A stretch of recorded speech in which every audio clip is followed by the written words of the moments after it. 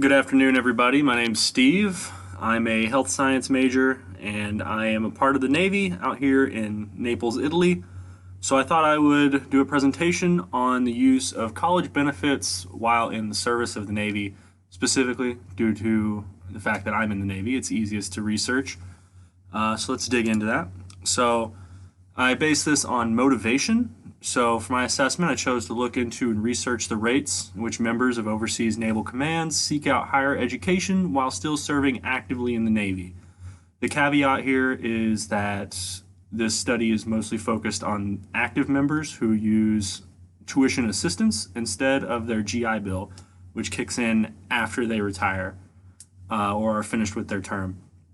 Many people around and abroad choose not to complete degrees or establish plans for post service careers and suffer for it, due to some simply lacking the motivation to not go to school, work restraints, or not interested. So, a lot of people, they just get so caught up in work. You can work, I work 80 hours usually a week. It can get pretty hard to find time to do school, and a lot of people just don't think they have the time.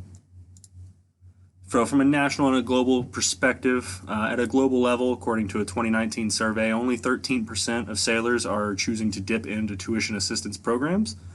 So out of the entire Navy, only 13% of people are actually letting the Navy pay for their college, even though they can get it for free.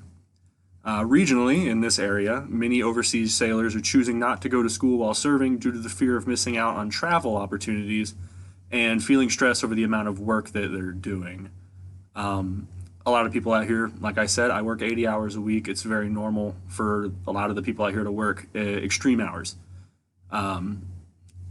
It affects your mental capacity and the ability to do college, or the thought that you cannot do college.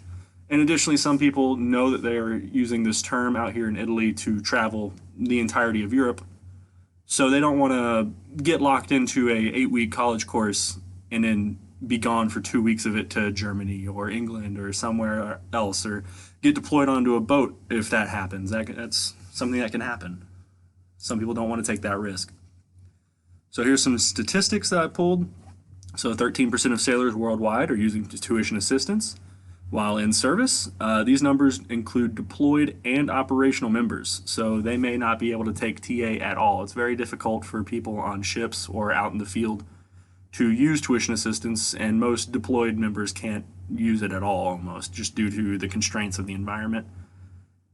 Another fact to note is, due to tuition assistance requirements and instruction, you have to wait at least 2 years before being allowed to use tuition assistance. So that cuts out a lot of people who only serve one term for 5 years, 4 years. 4-year contract is very normal. So for half of their contract, they're not able to even use tuition assistance. Typically, people who plan on getting out after 4 years won't use it for the last 2.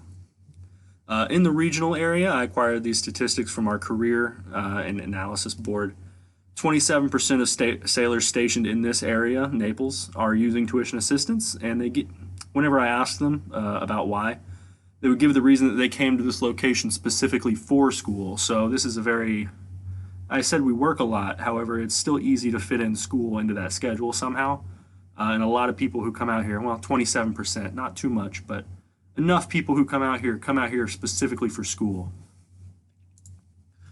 So some of the solutions that I thought of for increasing the numbers here, as 27% locally and 13% global, is a very, very low number.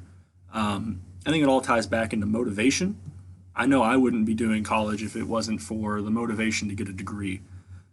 Helping make the process easier would help. It's kind of a nightmare of paperwork and Navy jargon to actually get paid for your college classes, so that they're paying for them.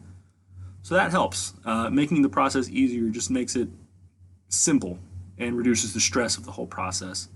Encouragement from leadership to take advantage of tuition assistance. I think this would help a lot. It's not very common that many people will tell you the Navy will pay for your college. They say that, but they don't tell you how. It's just kind of thrown around. I think if direct bosses and direct leadership sort of sat down at a personal level and taught people that it's just a couple paper forms to fill out, that more people would probably take advantage of it. Greater awareness of the opportunities that they could take could also help raise the numbers of veteran college students. So some people just aren't worried about what they're going to do afterward, and it bites them in the butt for it. So awareness that, once you get out, there's not many skills that you pick up here that translate to outside in the civilian workforce. So building a diverse work portfolio and establishing a degree plan with a career field in mind is something that most people should do. I got my resources from Navy Times and Military Times. I was not able to give you guys the resources for the local data, as it's still classified at this moment. But that is my presentation. Thank you.